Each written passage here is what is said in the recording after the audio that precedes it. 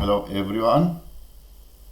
This is a lesson continued from the past paper 1 2021. This is the rest of the exam questions, and we see the question number 17 that you see on the screen. Is we have four inequalities, and we need to find the region that satisfy all of them using the graph you see. And then the procedure we are going to follow here to find the region, the right region, as you see, is to plot all the graphs as equation on the graph paper. This is the first step. The first is to draw the graphs of all the straight lines, because all these represent straight lines.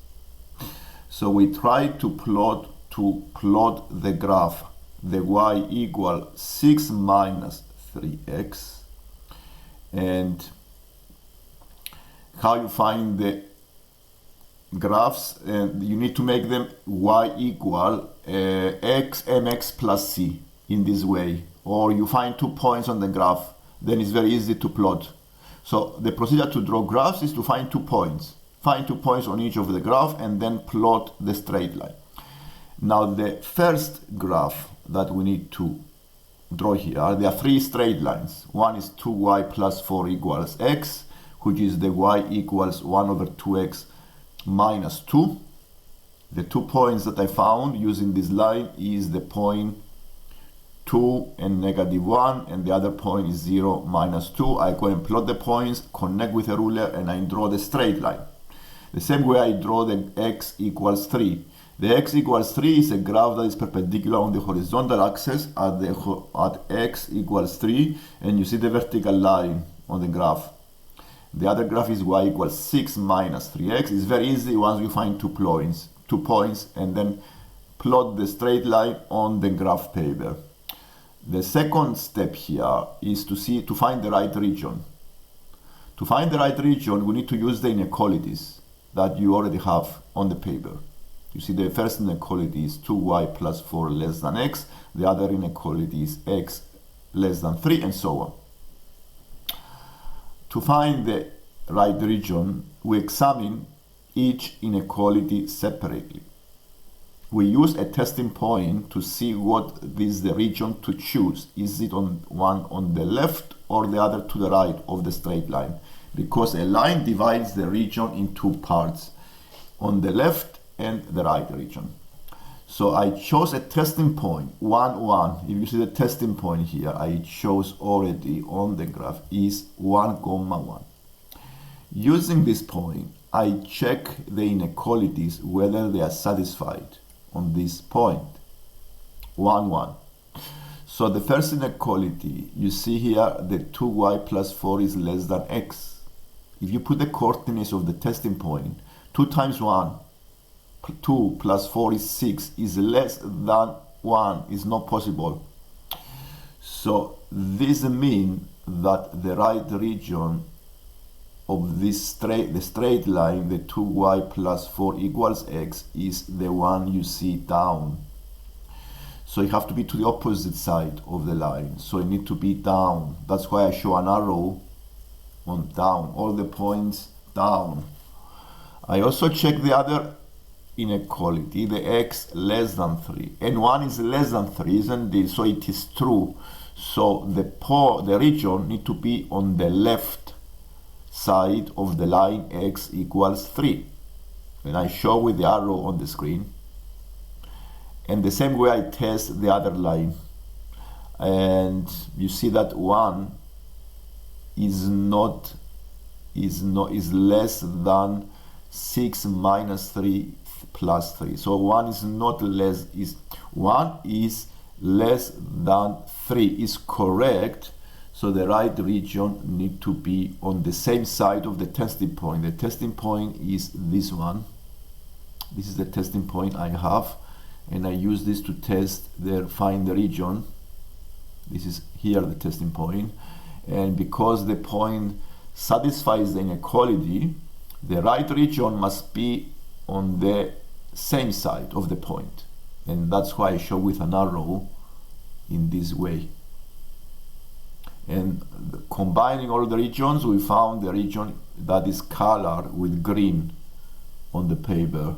So I combine all of the regions using their inequalities, and I found the green region you see on the screen.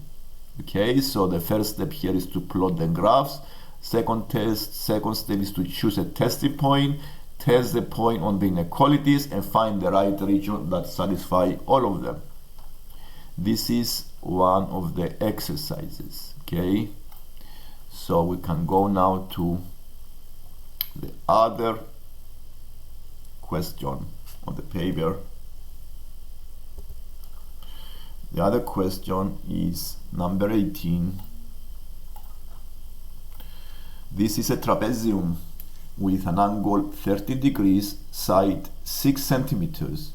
We know the area is 66 and the length of the AB is the ratio between the A and B and the CD 2.3. Find the length of AB. So how do we find the length here? We prepare equations because we know the area is 66. The formula of the trapezium is the one you see on top. Half bracket A plus B times H equals 66. I make the A and B to be the X. This corresponds to one of the parallel lines. It can be the A. And then using the ratio, I can also find the DC, the other base, in terms of X. And I found this as 3 over 2x because I use the ratio 2.3. All you need to do here, prepare the equation, solve the equation, and find the X like a mathematician. Okay, so you go and prepare the equation, solve the equation like with the right process, and then find the X. This is the equation you see below. Okay, this is the equation I prepare. What I did next is to simplify the equation by combining the 2x together and give you 5 over 2x.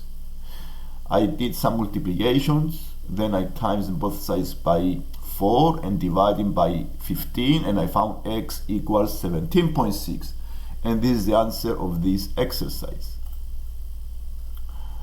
The other exercise that I have on this paper, this is paper 1 2021 at Excel, is number 19, and the number 19 is the fraction with square roots. Okay, this is a fraction, simplifying fractions using the methods of rationalizing the denominators.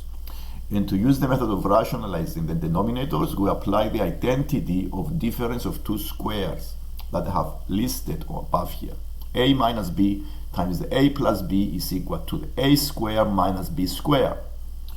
So let's start solving the exercise here. Just you identify that the square root of 12 can be simplified as 2 square root of 3. Okay, so if you see a number inside the square root, try to simplify. If it's a big number, try to simplify the square root by taking the square number outside. So it's 2 root 3. So what I did next is to times both denominator and numerator by 5 minus square root of 3. So I have the identity of difference of two squares. The reason I use the identity, because if I square the square root, I can cancel the square root on the denominator. And then I did the multiplications you see with the brackets. Denominator is exactly the identity, which is a squared minus b squared, which can be replaced by 5 squared minus 3. So this gives you 22. I simplify the fractions, I split the fraction, simplifying the numbers, give me 17 over 11 plus square root of 3 over 11. Number 20. Number 20 is solving using the graph to find the estimates of the solutions of these simultaneous equations. The first equation you see here is a circle because it has the x squared plus y squared equals r squared. It's a circle with center the origin and radius the square root of 30.25. The other equation is the graph of a straight line. So to find the points, solutions for this equation, you need to plot the line y equals minus 2x equals 1, y minus 2x equals 1. Find 2 points on this line. I found already 2 points, the 0, 1 and the 2, 5. And then the points that satisfy the equations are the points of intersections. And you find the points of intersection using the graph 2.5, 2,5 and minus 3.5, minus 4.5. These are estimates of the solutions of the above equations. And the next exercise, finally, we have functions. Here we have functions of f and g. The first is a quadratic, is a parabola. The second graph is a reciprocal graph. And the first part is to find the GF bracket 1. To find the GF bracket 1 means to find first the function GF and find the value of the function GF when the x is 1. So what I did is to find first the GF. The GF, I can find the GF by I put the f function into the input of g. Okay, I put the second function, the f, into the input of g, the x. And then I have the GF as 4 over 3x squared plus 1 bracket square. And then I put the value x equals 1 and I found a value of 1 over 4. The second part is to find the inverse of the fg. You see here the function h is the inverse of the function fg. To find the inverse of the function fg, we follow the process of finding the inverse function. First, we make x the subject. So by using the fraction above, the GF we already found above. Actually, no, we have to find the FG first. The FG is 3. I need to put the function g into the input of f. So this is the FG, 3 bracket 4 over x squared bracket square plus 1. Using the inverse process, we try to make x the subject, and I did all this rearranging and make x the subject as x equals the fourth root of 48 over y minus 1. Once I make x the subject, I replace the x with the inverse, the h, and the y with the x, and I found the fg minus 1.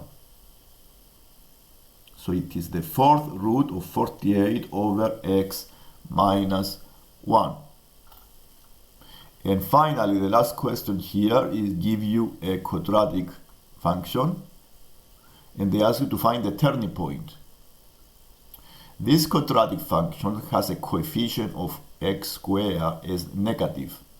So it is helpful here to factorize and make the negative 1 outside the bracket. So I have a positive, actually I make the minus 3 outside the bracket. So I have a positive 1x squared. Then the minus 3 goes out of the bracket. Inside the bracket I have x squared minus 6x minus 3, and I apply the process of completing the square. So the minus 3 is outside, the inside is x minus 3 bracket square minus 12. I times the brackets, and then I have minus 3 bracket x minus 3 bracket square plus 36. And this gives you the turning point. The turning point is 3, 36. Here I have the identity that I have used to use the method of find the turning point by using the identity. This is the identity that I used to complete the square inside the brackets. Check the methods, and if you have any questions, give me a comment. And if you like the lesson, please subscribe so you can see more lessons like this one. You see different homework here. You may try different exercises for homework, and we can continue the papers another time. Subscribe if you haven't done so, and thank you for watching. Bye.